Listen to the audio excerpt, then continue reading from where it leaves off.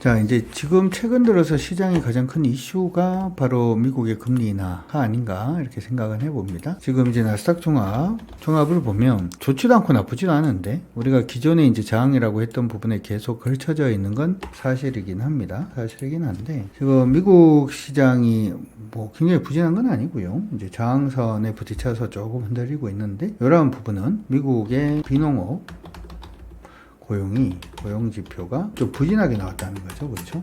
부진하게 나왔습니다. 그래서 시장 안에서는 이 부진하게 나왔는 부분이 경기가 안 좋다라고 무너진다 이렇게 생각하기보다는 이번에 9월 17일 날 현재 시간입니다. 9월 17일 오후 2시 미국의 금리 발표가 있는데 이 아마 인하할 가능성이 높다. 금리를 인하할 가능성이 높다라고 지금 판단을 하고 있는 것 같아요. 그렇죠? 그래서 심지어는 지금 고용이 너무 안 좋다 보니까 지금 계속 얘기가 나오고 있는 게 올해 이제 금리 인하를 미국 금리입니다. 금리를 3차례 정도 낮출 수도 있다 이렇게도 얘기를 한 데도 있고 많게는 그만큼 이제 좀 부담스럽다라고 얘기가 나오는 거죠. 시장 안에서는 지금 이번에 8월에 이제 소비자 물가 지수 나오는 거 하고 생산자 물가 PPI 생산자 물가가 높아지면 당연히 이제 소비자 물가도 높아질 거니까 그렇죠? 소비자 물가 지수하고 생산자 물가 지수가 금리 결정의 바로미터가 되지 않겠냐 금리 결정의 미터가 되지 않겠냐 이렇게 얘기를 하는데 저는 생각은 조금 다르긴 합니다. 왜 그렇게 생각을 하냐 하면 지금 미국의 CPI PCE 지수가 나쁘게 이게 굉장히 좀 이렇게 안 좋게 나왔다 좋게 나왔다 이거에 대해서 지금 초점이 맞춰진 게 아니고 스태그플레이션이 간다라고 하더라도 미국 경기가 좋지 않을 가능성이 높다면 금리를 낮춰야 된다라고 하는 게 어떻게 보면 트럼프 대통령의 의견이 아닌가 이렇게 생각이 들고요. 그 의견에 따라서 지금 시장이 좀 움직이고 있는 게 아닌가라고 생각을 해봅니다. 그래서 원래는 연준의 금리 결정 부분에서 고용이 안 좋게 나온다라고 하더라도 물가가 좀 높게 나오기 시작을 하면 금리를 인하하지 않겠다. 보통 그런 식의 의견들이 많은데 최근까지 이제 얘기 나왔던 부분을 보면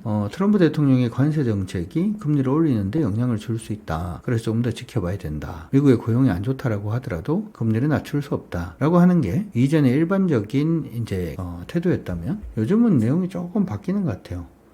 경기가 부진한 것도 같이 좀 체크를 해야 된다라는 식으로 얘기가 조금 많이 나오고 있다라는 점을 생각을 해본다면 단순히 CPI하고 PPI 부분의 발표로 인해서 금리가 인하될 가능성이 낮아진다라는 데는 이게 표를 던지지는 않을 거라고 합니다. 그래서 인하가 된다라고 생각을 해놔놓고 전략을 짜는 것도 좋을 것 같고 물론 이제 금리 인하가 안 될 수도 있겠죠. 근데 9월 17일 정도를 기억을 해놔놓고 그 이전까지는 계속 시장은 금리 인하를 중심으로 해서 움직일 가능성이 높다 이렇게 봐주시면 좋을 것 같아요. 오늘 우리 시장도 약세인데 혼조인데 지금 보면은 코스피 시장은 저항선 위를 지금 뚫으려고 노력을 하고 있는 그런 모습은 있습니다. 보이고는 있고 그 다음에 코스닥 시장은 한번 돌파는 했긴 합니다만 여전히 하락 추세 내에 지금 포함이 되어 있어서 공격적으로 해야 되나 말아야 되나도 사실 조금 고민이 되긴 한데 확실한 거는 시장 안에서 금리가 인하됐을 때 수혜를 볼 수 있는 금리가 인하됐을 때 수혜 볼 수 있는 업종이라고 생각을 해본다면 첫 번째는 이제 제약바이오가 되겠죠. 이전에도 말씀을 해드렸다시피 임상이라든지 할 때 자금이 굉장히 좀 많이 필요하다라고 하는 부분 들어서 여러분들한테 제약바이오 관련된 종목군들 봐주시는 게 좋을 것 같다라고 말씀을 관련된 기업들이 좀 많이 오르고는 있습니다. 두 번째로 체크를 해봐야 되는 부분은 성장주죠. 그렇죠? 특히 이제 미국 성장주 같은 경우에도 계속해 투자를 많이 해야 되고 사실 우리나라 기업들 대기업들 같은 경우에도 중국에다가 많이 투자를 하고 있기 때문에 그러면 당연히 은행 이자라든지 하는 부분에 대한 리스크가 생길 수밖에 없습니다. 그 다음에 대규모 인프라 투자 부분도 역시 마찬가지인데 인프라 투자를 하려고 그러면 자금이 많이 필요하고 이런 자금은 보통은 다 대출에 기대고 있다 보니까 그런 부분도 좀 의미가 있지 않나라고 생각을 해봅니다. 특히나 최근 들어서 금값 올라가고 있는 부분이 있잖아요. 이제 금값이 단순히 올라가는 게 아니라 금리 인하 부분에 대한 얘기들로 인해서 달러 인덱스의 약세, 달러 인덱스의 약세로 인해서 금값이 올라가는 것처럼 합니다. 이러한 부분은 뭐 우리나라 통화로 봤을 때는 원화가 이제 강세로 갈 가능성을 해외에 투자 아니면은 달러 빚내는 그러한 기업들 같은 경우에도 또 수혜를 볼 수 있겠다. 오늘 오르고 있는 종목군들은 대부분 그런 종목군들이 지금 상승을 하고 있는 걸로 보입니다. 여러분들이 이제 특징을 찾기가 조금 어려울 수도 많은 종목들의 대부분을 보면 제약바이오 관련된 종목들, LNC바이오라든지 하는 종목군들 상승을 해주고 있는 모습이 나타나고 있고요. 그리고 성장주 안에서 이제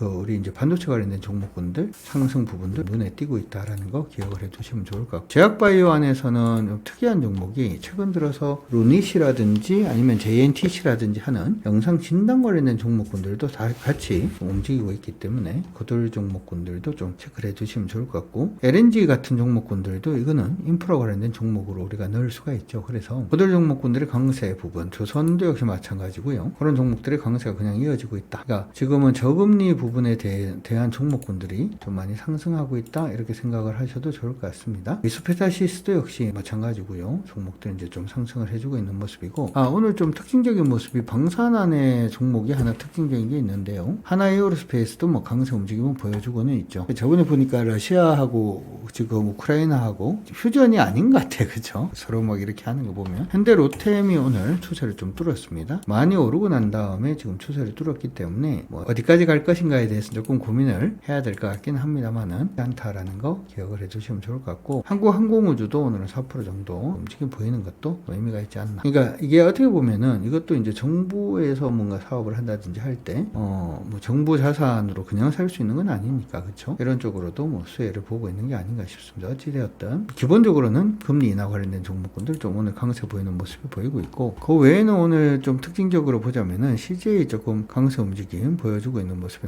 나타나고 있습니다. CJ의 합병 리스크의 완화라든지 아니면 중국 방문객 증가 부분의 소식으로 인해서 우리 이제 올리브영이라든지 그런 부분에 대한 기대감이 조금 더 커지고 있는 게 아닌가, 이런 생각이 들어요. 약간 좀 확장으로 가고 있기 때문에 그런 부분이 약간 좀 부담스럽다라고 생각은 듭니다만은, 봤을 때는 흐름 자체는 않겠다 라고 기억을 해두시면 좋을 것 같습니다. 그 외에 지금 밑에서 올라오고 있는 종목군들을 좀 찾아보다 보니까 밑에서부터 올라오는 종목을 찾아보다 보니까 코미판 보입니다. 코미판 제가 여기 따로 텔레그램에다가 올려놨는데, 텔레그램은 위에 보시면은 위에 있죠? 안 보인다, 그쵸?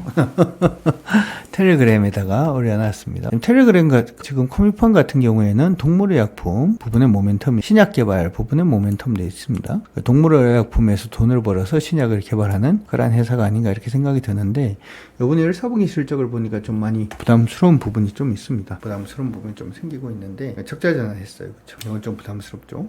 근데 2024년도 연간 실적으로 보면은 나나요? 매출이 38% 증가를 했고 영업이익 62억 정도, 순이익은 90억 정도를 기록을 했기 때문에 이 부분이 이제 신규 백신 출시 부분으로 인해서 라는 얘기들을 일단 했습니다. 어쨌든 간에 지금 박스권 하단에서 좀 치고 올라오고 있는 모습이 있으니까 한번 관심 있게 봐주시면 좋을 것 같고, 가격 기준으로 봤을 때는 요거는 7,600원, 7,000원 정도 넘었으면 흐름이 잡을 것 같고, 지금이 가장 중요한 시기가 아닌가 싶습니다. 넘을 것인가 흔들릴 것인가 라고 하는 부분 기억을 하시면 좋을 것 같고, 그 외에는 오늘 또 파라다이스 나쁘지는 않습니다. 그쵸? 파라다이스 나쁘지는 않고, 파라다이스는 가격 기준으로 21,800원 돌파하면 공략 가능하지 않을까, 이렇게도 생각이 드니까 기억을 해두시면 좋을 것 같습니다. 자, 오늘 시장은 여전히 조금 저는 좀 쉬어가는 시장이다라고 생각을 합니다. 그 시장이 완전히 지금 만들고 있는 패턴 자체를 완전히 뭐 상방으로 전환을 해서 멈췄다 다시 가기 전까지는 저는 좀 어렵다, 이렇게 생각을 하고요. 기억을 하실 게 이게 항상 돌파하고 무너지는 경우가 좀 많거든요. 돌파하고 무너지면 굉장히 좀 리스크가 커집니다. 시장은 항상 돌파를 하고 난 다음에 무너지는 모습이 보이면 시장은 좀 리스크가 좀 커진다. 이거 같은 경우에도 보시면 시장이 이렇게 밀리다가 이렇게 하락을 하죠. 좀 많이 돌파하느냐 적게 돌파하느냐 차이는 한데 돌파를 하잖아요. 그렇죠?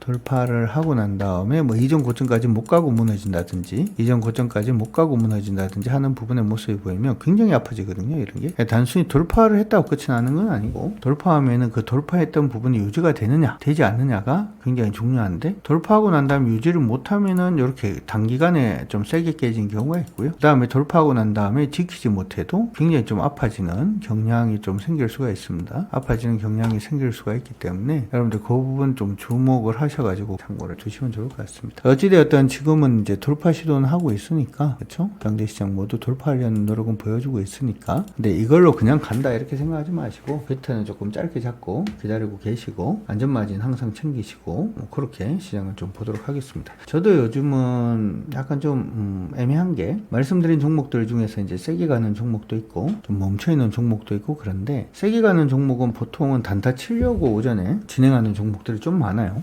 그게 이제 단타 치려고 들어가는데 단타가 아니고 그냥 계속 가버리는 그러한 경우가 한 번씩 생기죠. 그렇죠? 지금 보시는 것처럼 오리엔탈 전공도 마찬가지고 시장이 그래요. 지금 어떻게 보면 시장이 일반적으로 사람들이 생각하는 종목들이 가기보다는 그냥 순환매가 그냥 막 정신없이 돌아가는 그러한 시장으로 시장이 불안하다라고 해가지고 가지고 있고 오늘 종가가 전일 저가를 안 깨는 종목을 일부러 미리 팔 이유는 없습니다만은 깨지는 종목들은 잘 관리한다.